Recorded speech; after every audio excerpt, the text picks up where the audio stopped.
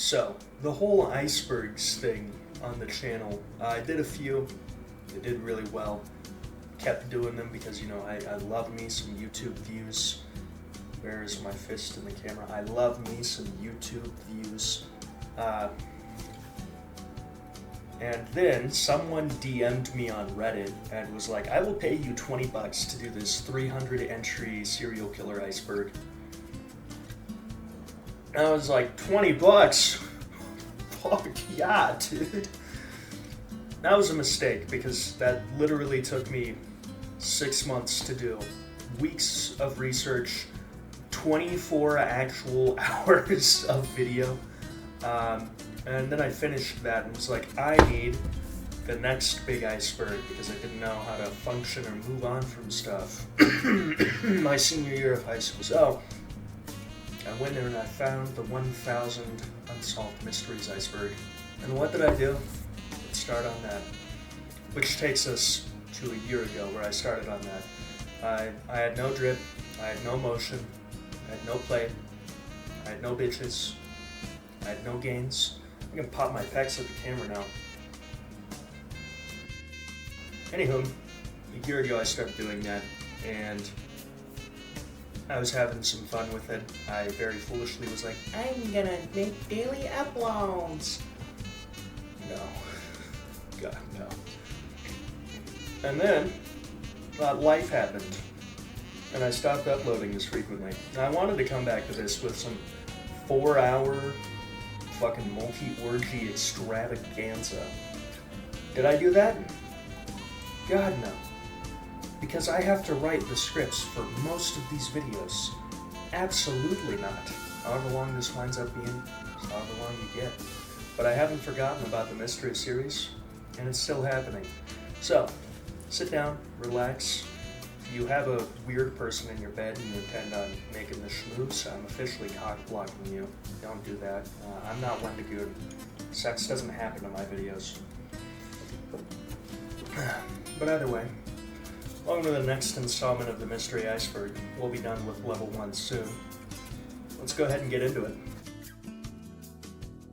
What we've got today is a beast of Bodman Moor.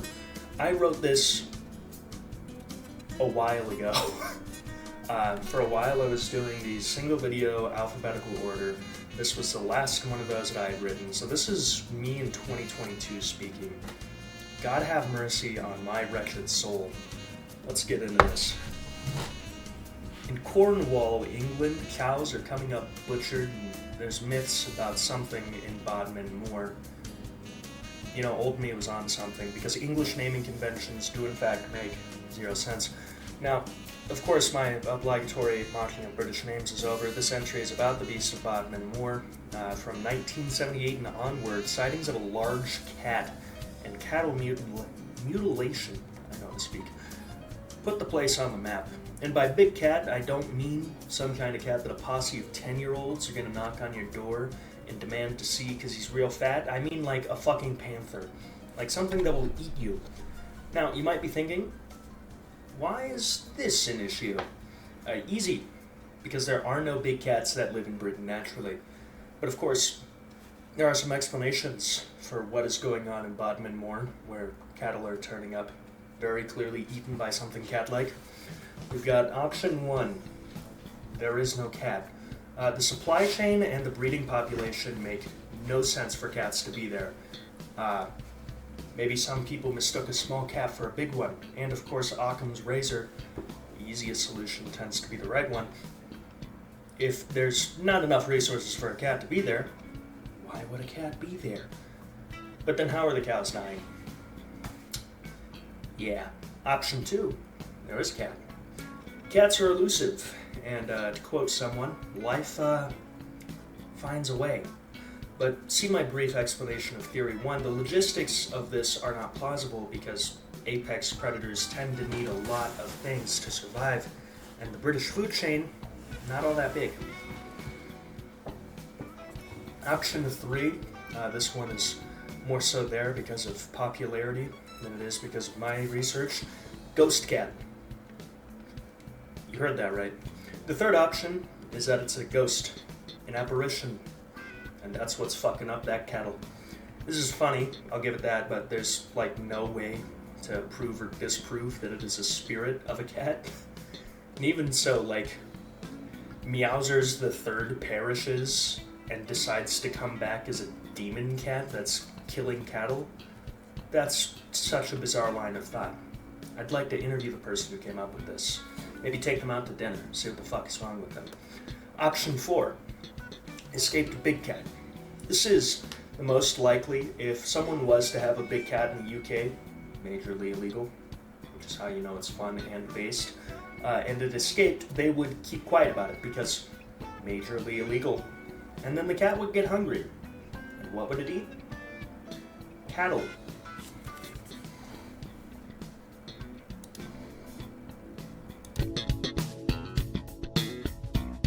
Beyond the observable universe.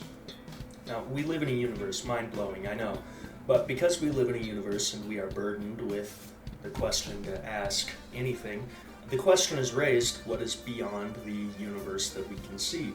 Now, to explain this properly, I'll need to explain the observable universe, so bear with me here. I mean that literally. There's a bear holding a gun. Our whole universe started in one hot, dense heap nearly 14 billion years ago. Expansion started. Wait.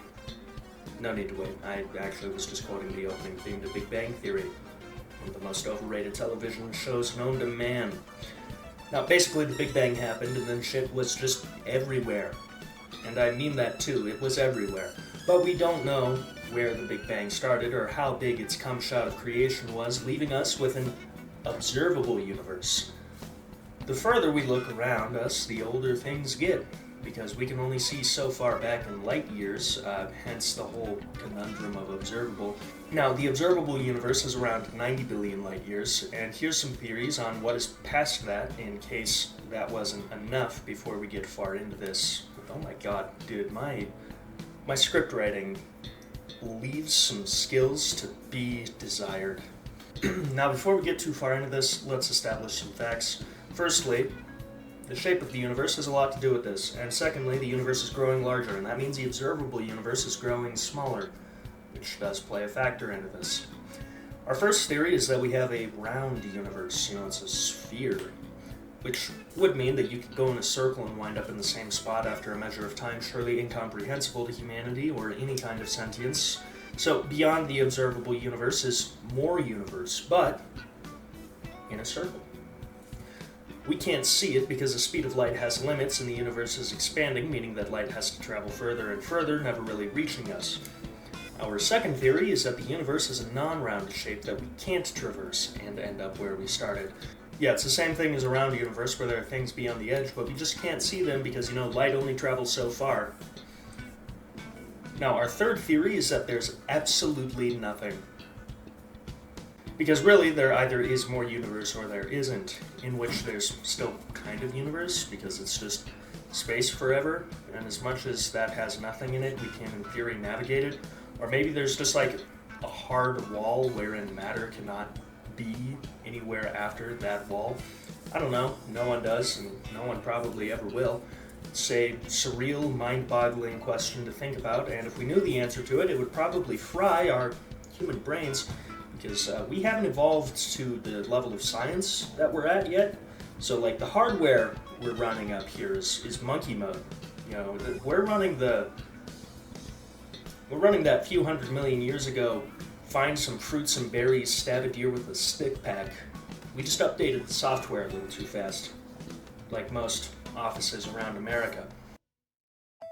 Blackeyed Children. No, not the pop group. Blackeyed Children. Now, here's a story we all heard when we were like 14 and getting into weird shit for the first time. A person is home late in the evening, it's dark, and the doorbell rings. They look out the peephole or window or whatever the fuck they have that they can see through, and they notice some kids. That's a problem. Where are their parents? And then they notice the kids have completely black eyes. These kids tend to be extremely off-putting for more than their eyes, though, as they're known to look and act robotic according to the myth. The first encounters, supposedly, are recorded back in the 80s, making this an extremely new happening. Make it that way, you will. The story, however, that made this idea become popular was published in 1996 from an anonymous mailing list, which, yeah, sounds likely. If we search, we can find supposed encounters online, and these encounters follow a pretty similar premise. Kid is where kid should not be. Kid is fucking weird. Things go wrong, but that last one only happens sometimes. Now, through this series, I've maintained as neutral a take on the fantastical as I can. I look at this as I want to believe, because a perfectly normal world is fucking boring. But looking at this neutrally, it seems as likely as Stephen Hawking, and you might notice that I pronounce that with a PH because if his parents wanted me to say it with a V, they would have fucking spelt it with one, getting off to people with dwarfism. Which is to say it seems impossible, but you never know what kind of documents might come out and shock us. If these kids are real, what are they? The most common theory is that they are some kind of malevolent spirit like jinn. However, the Blackeyed Children are primarily a Western thing, particularly in the Anglosphere, which is the fancy way of saying, this shit happened where white folk is. I'm not saying it's impossible, after all, Westerners' unfamiliarity with an entity such as jinn could mean that they'd pass unnoticed, but this theory then takes us into the debate of demons and the such. Regular kids with a deformity is a second theory, and this is a pretty fucked up theory. There's a thing called preorbital hematoma, where the pupil walls don't form all the way, but this typically comes with a slew of vision problems that would make it hard for roving bands of visually impaired and off-putting children to scare the shit out of suburbanites. Brandon Lee death footage. Now, Brandon Lee, for the unaware, was son of the very famous Bruce Lee.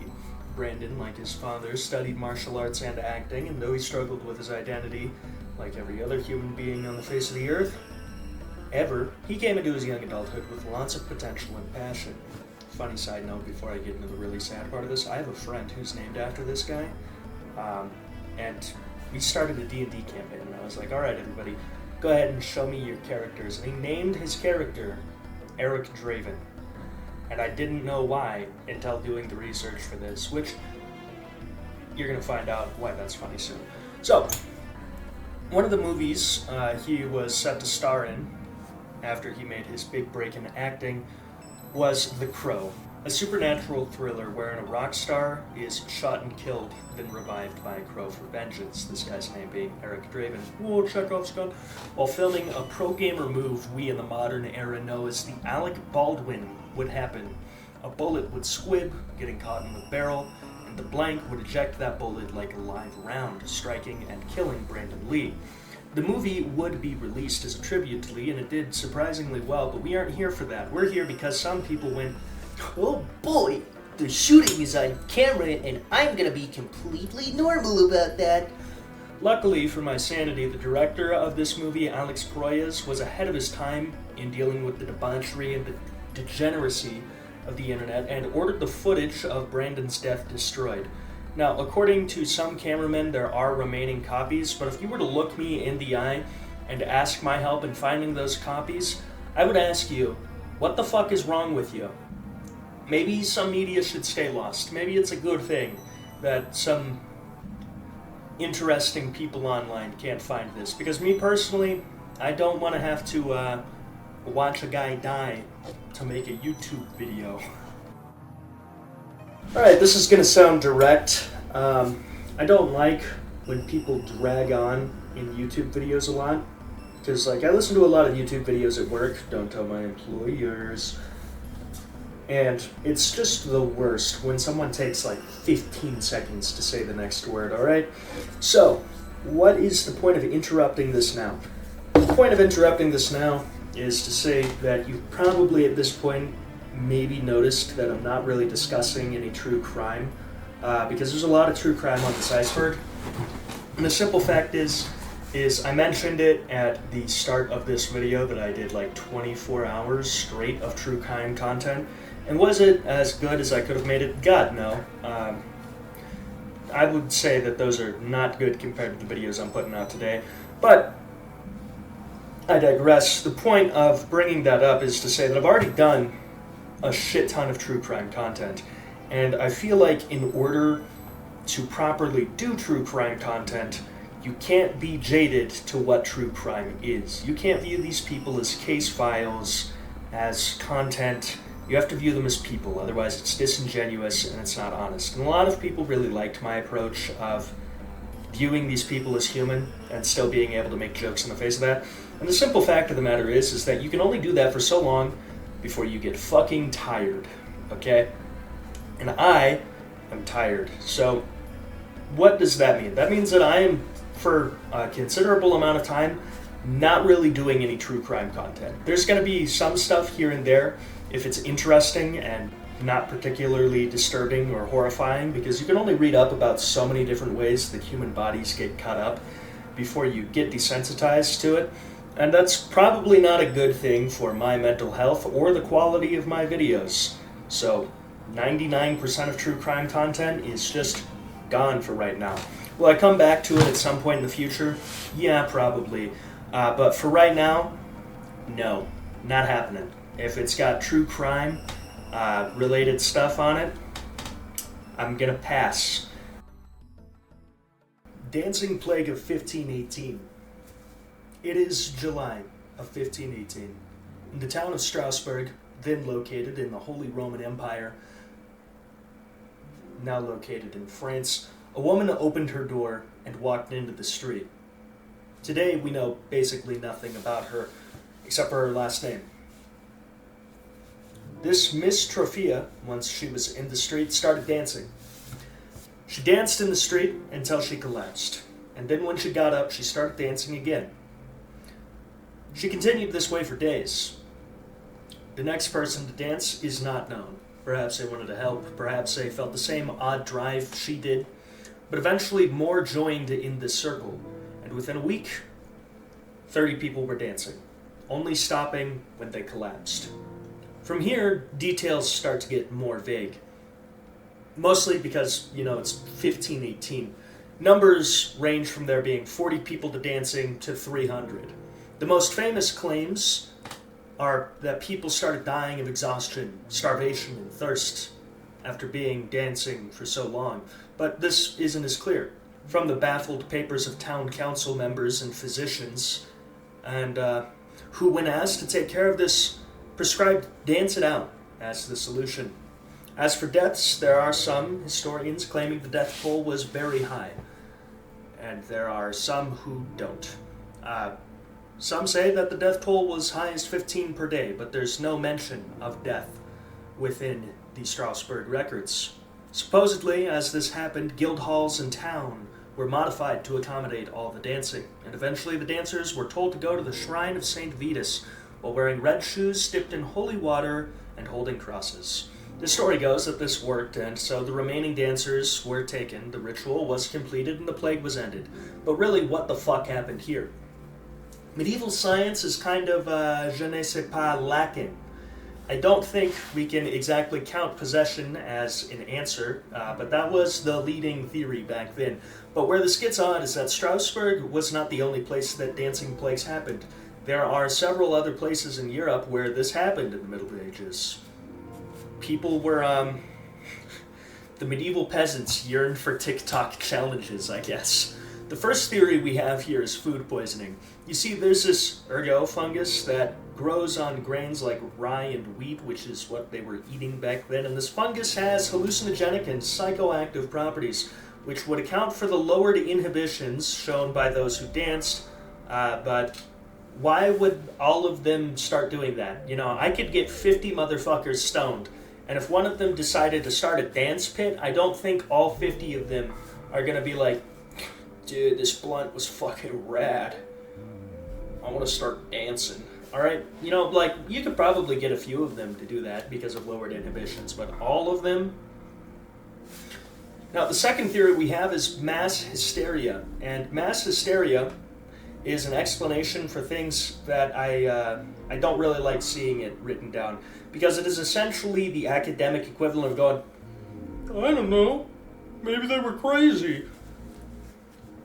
That's the best you got? Come on, dude. They were all crazy, doing the same thing? That's oddly suspicious, don't you think? Maybe it was some kind of ritual or social trend. Like I said, maybe the medieval peasants yearned for the TikTok challenges. Maybe those dancers felt some enchantment now lost to us, but ultimately we won't ever really know, so we can just look back on it and think, huh, that's fucking weird. Everywhere at the End of Time's final 5-minute sample. Everywhere at the End of Time is a name familiar to a lot of people. It was an album released in 2011 that blew up a decade later. It was experimental and about the horror of dementia and losing everything about yourself, because that's fun. And considering it was also the end for James Leyland Kirby's persona, The Caretaker, who he had dropped some 6 albums as, which I've got to say, making a character, living as said character, and then ending it by giving them dementia is insanely fucked up. I love it. Now, The Caretaker was known to do a little sampling, and Everywhere at the End of Time was sampled largely from The Caretaker's works. The end of the album is a distorted mess, but the final 5 minutes represent the last moments of clarity in the end, an ominous last stand in the face of a failing body, God, and all who will listen. And the origins of the sound have never been found. Some thought the melody to be the hymn, Lord, Let Me Know My End, but this is pretty unlikely. What we do know is that it was likely a white label record, meaning it was a private release with no producer or artist information, that Leyland picked it up in Europe because he did live in the UK for some time, but otherwise it remains unfound, and considering that tracking down a distorted white label record is going to be insanely difficult, it might not ever be found. First Wikipedia edit. This one is a nothing burger, really. The first Wikipedia edit was considered for a time lost media. However, with meticulous bookkeeping at Wikipedia, the first public edit is known, and the first non-public edit was, strangely enough, sold as an NFT, which is a little odd for an institution like Wikipedia, but I'll look into that later. Did you expect theological debate in this video? No. Well, get fucked, kid. Humanity has long wondered about why they are, on top of all of the other things we wonder about. We've always desired knowledge. The concept of one who created all of this is one of our first and longest standing answers to why we and anything else are. This concept has been attributed to multiple beings who have domain over some things and singular beings with domain over all, and the concept of beings or being higher than us are called gods. But is there evidence for a god? Not in a literal sense. No evidence is not evidence against, though, but it poses a problem for discussion. Likewise, though, there isn't exactly evidence against the existence of divinity, but there isn't evidence for it, so the statement is true inversely. The question of God quickly then becomes a debate of philosophy rather than of fact. For much of human history, God existed in the gaps of human knowledge. What we did not know was divinity, and in a much similar sense, religious people present evidence, quotes around that, for divinity in the form of things we don't know. How did life start? How exactly did the Big Bang occur? This concept is a fun little one known as God of the Gaps. There are, of course, those in touch with magic, or who at least claim to be, who claim they work with gods or spirits sent by them, that they speak to gods. And the problem with looking to the arcane is that for every diligent, reasonable person with an interest, there are far more who are charlatans or mentally ill. We cannot look to magic because it's too hard to separate those who would push boundaries from those who are simply deluded. The atheist would present all the things we do know as evidence against divinity. What God could watch their children pillage, rape, and murder, and not stop them? What God could see the victims of the wicked, those who are pillaged against, the raped, the murdered, and not show mercy? The problem with discussing God, like I said earlier, is that it becomes a debate of philosophy, and it boils down to the fact that no God can be all-knowing, all-powerful, and benevolent. If God knows of an evil and can do all, why does he just watch? If God knows of all but can't help, God is not all-powerful. And if God can do all and wants to help, it is surely not all-knowing. But to some, God, an idea of something above humanity, doesn't have to be all-knowing or powerful. To some people, the idea of divinity comes with the leaves and the wind, the smell of the forest, and the crystalline waters of a mountain lake. To some, divinity is the moon, but this simple divinity doesn't really answer the question of, is there a God? We can assign reverence to visible phenomena, but that doesn't solve the mystery of God. It solves the human want for one, and even then only sometimes. And yet, looking from a God's perspective, perhaps staying a mystery is the best move if you value free will over all else. By staying out of the picture, what happens is our own responsibility, and no amount of prayers can change that. It is cold to those who would be victims, but to strike down the wicked is to be the arbiter of all that could be perceived. Through morality, perhaps a God does not want to be that, be it from ignorance, apathy, or fear of not being righteous. But an absent God is like no God at all, and it puts us in the same spot. There will always be the unsolved, there will always be a gap for a God to wade in, there will always be the faithful who look to a God. There will always be those who face the reality of existence and choose to believe no one higher than us is here. This is a truly unanswerable question due to the nature of humanity, knowledge, and consciousness, and circumstance. Him. I don't know why a singular word was put on an iceberg with a vague label, and then it was expected that people would know what that is. I don't. It's literally one word. I'm not going to be able to solve this or even research it, but hey, if anyone in the comments knows, be sure to let me know. Oh, hi, baby. Oh, hi. Okay, I've got to record now, please. Here we go. I'm just gonna accept my fate. There's a dog in my lap right now. What's up, bro? What's good? So Meso Blues, prototype for Johnny Bravo. It was originally gonna be about 3 Elvis impersonators who fight crime, otherwise known as Elvi.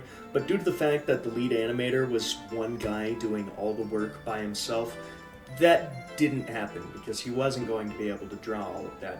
Van Partible, the lead animator and the one guy, instead drew a story about an aging over-the-hill rock star who thinks he's Elvis. And this story was taken to Van Partible's animation professor, who knew someone at Hanna-Barbera, which would later be known as Cartoon Network, and they liked it enough that with some tweaks in personality to more be like James Dean, who talks like Elvis, background, and a few other things, we eventually get Johnny Bravo.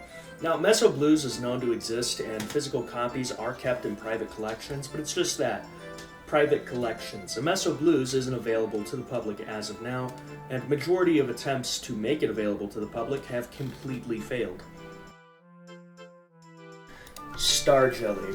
Alright, so this story starts in the 13th century when a weird substance gets written about. John of Gaddison was the author, and he called it the Star of the Earth, which is quite the name. The substance was gelatinous and often just found laying around, and it was purportedly used to treat abscesses, which are gnarly. I would be desperate enough to rub some dirt jelly on that too, if I had them in the 14th century. And in the 14th century, this gelatinous substance was found again in writing when dictionaries started being a popular thing. There are multiple terms for the jello-like translucent substance that oddly appears, but today we know it as star jelly. What we don't know is what the fuck it is, because it just keeps showing up. Folklore legends state that star jelly comes from meteors. It lands down with them. But anyone who knows how meteors work scientifically knows that that definitely is not how that works. It's been found across the West and European countries. No samples have been taken in for in-depth scientific testing, but one, to my knowledge, and we're going to talk about that one in a moment. But here's some theories on what this stuff is. Now, some sources do mix meat falling from the sky, a weird and recorded phenomena, and star jelly, and for the sake of my sanity, I won't be discussing meat, not on my monetized YouTube channel anyway. That was a horrible joke. That aside, not discussing the meat, there's also been reports of jelly rain accompanying this, which wonderfully makes everything harder. So, the first theory we have is the remnants of cyanobacteria, specifically nostoc, which, while dehydrated, is not visible, but when oversaturated, will get jelly-like. Does it make sense? Maybe. The second theory is frog spawn. Now, for the uninitiated, spawn is the egg and the jelly it is surrounded in. But in theory, if the jelly were to be alone, it would really match the description, and oftentimes predators will regurgitate it. For this reason, unfulfilled frog jizz has been the most widely accepted theory. The last theory we have is widely corroborated on is slime molds, which can also do what cyanobacteria do when it rains. But one last monkey wrench before we go. That one sample that I talked about, it was taken. My dishwasher is beeping. That last sample, it was taken by National Geographic, who couldn't find any certain results. The material was organic, but whatever DNA it had was... Oh my god. It was organic, but whatever DNA it contained was too little to verify anything. The Falling Man, also known as the retribution, karmically, of my innumerable 9/11 jokes. The Falling Man is particularly fucked up. It's a photo taken during 9/11 of a man falling from the towers, because when there was a plane stopping everyone who was above the plane from getting out of the building and onto the ground, they were left with two options: jump or burn. And a lot of them chose jump. And the enduring mystery here is who the Falling Man is, because he obviously jumped rather than burned, and no one could identify him. Though some theories have been discussed, it will likely never be solved, as identifying bodies after they fall from the top of the Twin Towers or burn in the Twin Towers was really hard, to say the least, in the aftermath of 9/11.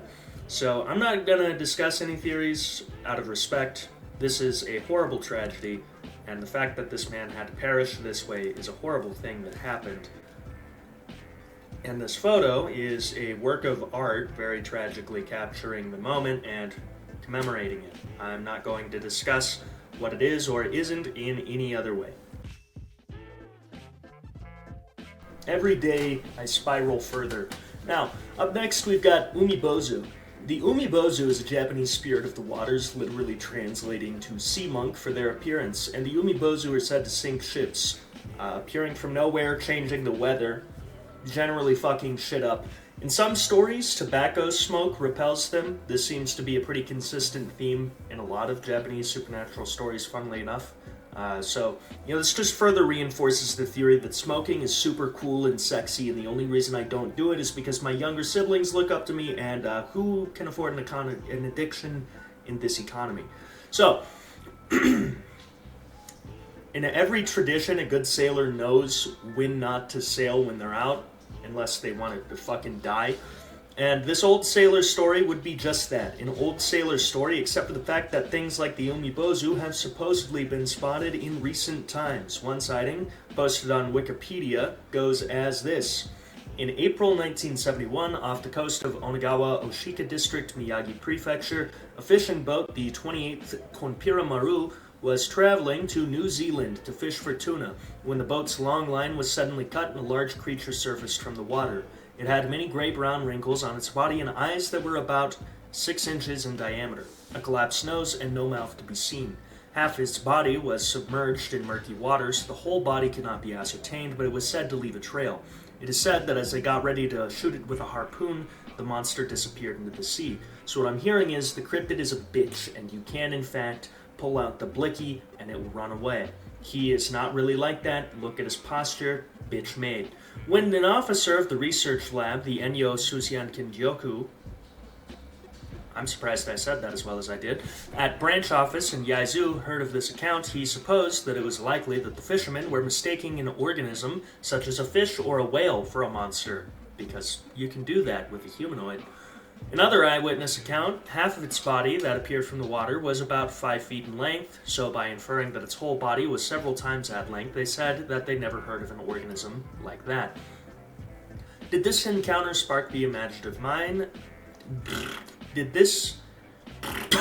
I know how to speak.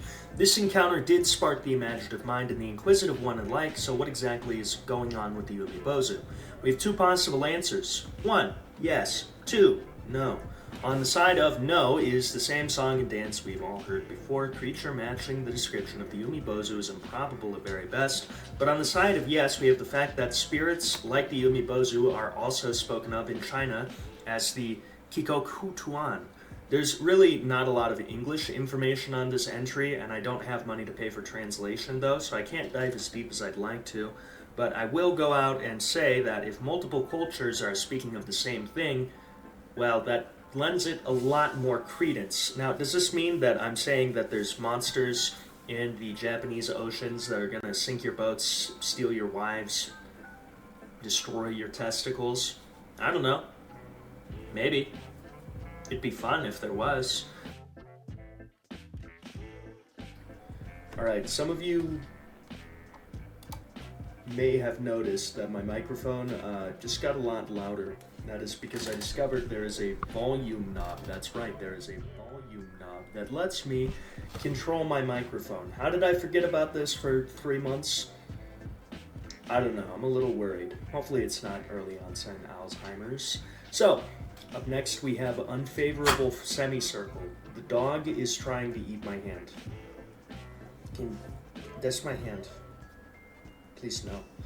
Almost a decade ago, a channel by the name Unfavorable Semicircle was running, uploading basically incomprehensible videos. These videos featured shapes and sometimes sounds, and they were all just fucking confusing. Of course, in the yonder back years of 2015, when Reddit was still fucking usable, many people congregated there to try and solve this thing, figure out what was going on here. It was likely some kind of ARG, as it was too complex to be a numbers station, and it wasn't announced, so it wasn't any kind of recruitment puzzle a la cicada. So, people were continuously confused by it until the BBC reported on it, which resulted in YouTube banning the channel. All went quiet for a while until 2017, which, to really fuck with you guys, was 7 years ago now, when a Google Plus account related to Semicircle was found. That led to a Twitter, a second YouTube channel, and boom, the mystery is back. And all we found was that if you add some frames up, you get hints of space travel and the Voyager's golden disc. The videos also had a habit of crashing Android phones and Nintendo Switches, which was pretty funny. I don't have a few months to lose my mind and research this, though, so I can't provide you with a real answer other than saying that a lot of people have talked about it. It's an interesting piece of internet history, and yeah, that's about it. Alright, for the sake of my sanity, turn down the microphone a little so the background noise wasn't picked up as much. Maybe I'll turn it up just a smidgen more. There we go. Now, we did it. We're at the end of the video. Woo! Yay! If you liked the video, go ahead, press like, comment, share. If you're new here, subscribe. If you didn't like the video, go ahead, dislike, comment, share. If you're new here, subscribe. Now, I've been working on this series for an ungodly amount of time, and what I wanted to do was have this be like a 3.5 hour thing where I'm like, I'm back, everybody. But the simple fact is making that kind of video is insanely difficult, so I didn't. Now, however, I'm uploading on this consistently again. I'm planning on finishing the first level, which is 100 mysteries, within the next 1 to 2 videos in this series. I am going to be making this video one of my monthly, this series, oh my god, words are hard, one of my monthly uploading things, so it's going to be around a lot more. And yeah, that's about it. Huge thanks to my patrons.